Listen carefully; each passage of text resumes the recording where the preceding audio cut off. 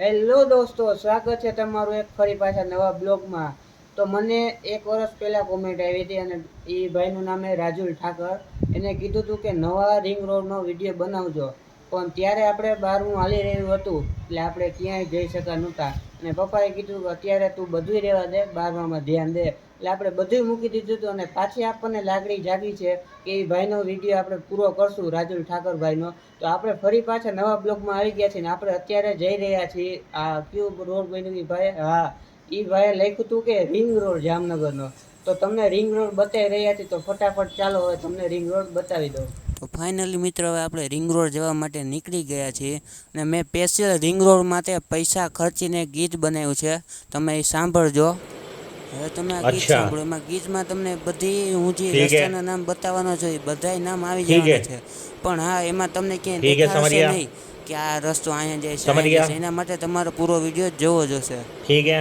જામનગર શહેરે આજે નવો શણગાર પામ્યો, રિંગ રોડના રસ્તાએ વિકાસનો દીપ પ્રગટાવ્યો। ગોકુલનગરથી નીકળે રસ્તો જગાતના કાજાએ, મુસાફરોના સપનાઓને નવી દિશા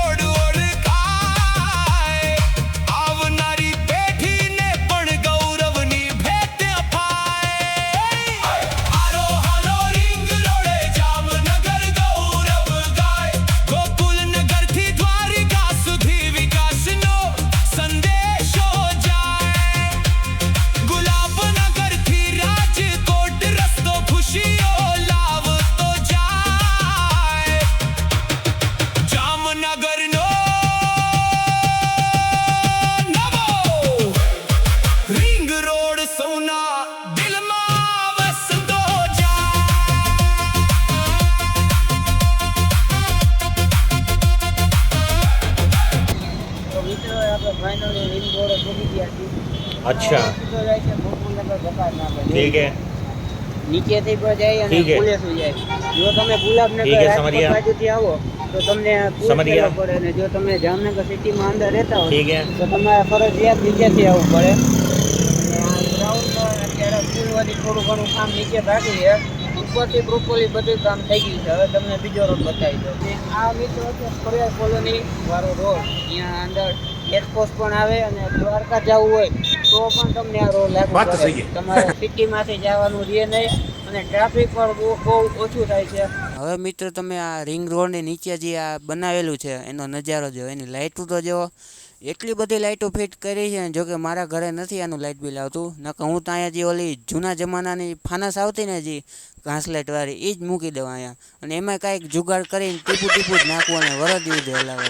જો આ નજારો જોવો તમે એનો કેવો મસ્તીનો આવે છે. આ રિંગ રોડની નીચે એક્ઝેક્ટ બનાવેલ છે. અને મિત્રો આ રોડ સુભાષ બ્રિજ એટલે કે વિક્ટોરિયા પુલ ગુલાબનગર આપા અને રાજકોટ તરફ જવું હોય તો તમને બતાવી જશે. તો ફાઇનલી મિત્રો હવે આપણે ઘરે આવી ગયા છીએ અને તમને આજનો બ્લોગ કેવો લાગ્યો છે જરૂરથી કોમેન્ટમાં બતાવો, જરૂરથી એમ. અને લાઇક ન કરી તો લાઇક કરી લેજો, શેર ન કર્યો તો શેર કરી લેજો.